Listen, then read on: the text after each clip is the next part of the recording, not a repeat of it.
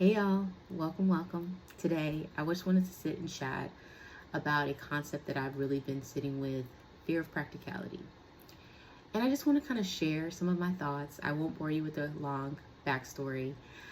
I want to just kind of unpack it and see what your thoughts are. I've been stewing on it for a minute ever since my sister, Nania Yasmin, introduced me to the concept. And I think you should check her out as a side note. But it's a really interesting thought. So she heard it from a commencement speech that was done by Jim Carrey. So I checked out the speech and it really got me going and kind of made me pause in my steps, kind of check myself. So, you know that feeling you have when you have a dream and a passion and it's just a gut instinct to take a new path, but instead of chasing it, you convince yourself out of it. You tell yourself that it's not practical or it's not the right time, it's too risky. But is it really practicality or is it just fear? And you're wearing a mask to keep yourself safe. And this has been coming up for me so much over the last few years. I'm ending my 30s, I parent my children, and I'm just like, what have I done with my life? What am I most proud of? I come from a traditional background. I have a lot of accomplishments, but these accomplishments don't really bring me joy. You know, growing up, success meant a steady job, a safe career, following a path that really has already been paved. And anything outside of that was a hobby at best, and at worst, a waste of time. And so I never really valued the humanities in my creative natural talent. And so I wanted to really identify what fear disguised as practicality is. So you have to kind of identify, with yourself, be in tune with yourself. But here are just some signs that I realized kind of helped me walk through the process. So having a lot of over rationalizations of my hesitation, frequently telling myself things like, oh, I'll do it when I have more time, or when it's a better time frame, or I have this or I have that, more money, more experience, more equipment, more things.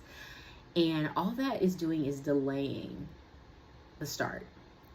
And be honest, there's never a perfect time. So why are you allowing that to hold you up? And there will be always something to deter you if you don't just go it. But just like that over hesitation to start has been one of my biggest downfalls. Also, prioritizing what's expected over you versus what you truly want.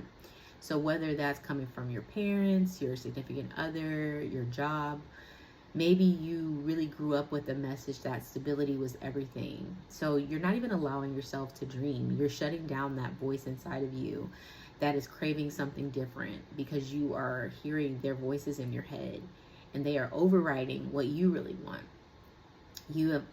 I personally just allowed myself to convince myself that only other people could take those risks. I would see other people succeeding in creative areas and think like, oh, that could never be me because I have this, I have that, I have kids, I have drop off, pick off, but I never give myself time or the time to even do it. And just mistaking comfort for safety.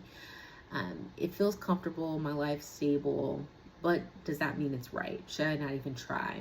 This coziness, sometimes it does feel suffocating because I'm not being true to myself, or I've already stacked these high expectations up and I don't even allow myself time to grow into what could be. And so growing up traditionally like I did, the fear I found to be just much trickier to navigate and things that I've really been trying to work on unconditioning from myself. And realizing how I really have valued security over that self-discovery. And, being told to be grateful for what you have instead of asking for something more. There's nothing wrong with gratitude. And I think gratitude is always where and how we should lead our lives. But gratitude shouldn't be a cage to not try and explore yourself, whatever that self may be. Your path may not be my path, but being grateful and having the stability is overshadowing any possibility of something different. And so these are some tips and tricks that I just employed to kind of break myself out of this habit. One is posting this video and making this video. Even if it's just to move the needle a little bit, I feel a lot of joy and relief in just deciding to go for it. I don't have the right equipment. I'm on my iPhone, but I have the opportunity for growth if I'm willing to make the first step. So start asking yourself, what if I learn something incredible from this? What if I succeed versus what if I fail? Failure isn't a dead end. It's just a step in the process. You start small versus having these huge, large expectations, and they look like a huge mountain to overcome versus a hill. You don't have to take quite as big a leap. You just start small. So for me right now, it's posting this video. If you dream of writing a book or starting a blog post, you want to switch careers, maybe try talking to people in that career. I have plans to write an illustrated children's book, and I was making all these plans, looking at publishers, and it's like, whoa, you don't even have the book yet. So now I have a book. So now I get to move on to the next phase of finding an editor. You want to surround yourself with expanders. Find people who have stepped out of that traditional path and are thriving. And watch their journeys. Listen to their stories. Remind yourself, if they can do it, why can't you? And it may look different for you, but allow yourself that space for it to be different. And speak your desires out loud. Fear thrives in silence. And so the more you say what you want, the more real it becomes. Tell your friends, tell a journal, post a video, record yourself. It also adds a level of accountability, because if people know what you're working towards, even casually, them just asking, how's your book coming, kind of jogs you into that, like, oh yeah, I did say I want to do that. And so don't move in silence, go for it.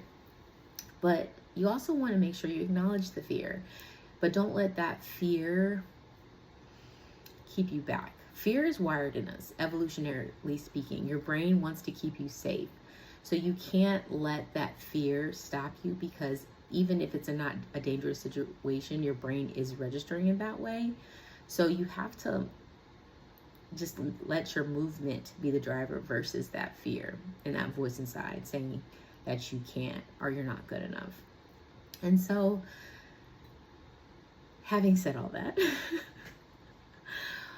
what is something that you've been thinking about as impractical that might just be the fear talking? I know for me, it is like my art's not good enough, or who's going to want to see it, when I have contrary to that around me. Everyone praising, I know that I'm doing better than most people, but I need to talk myself out of that.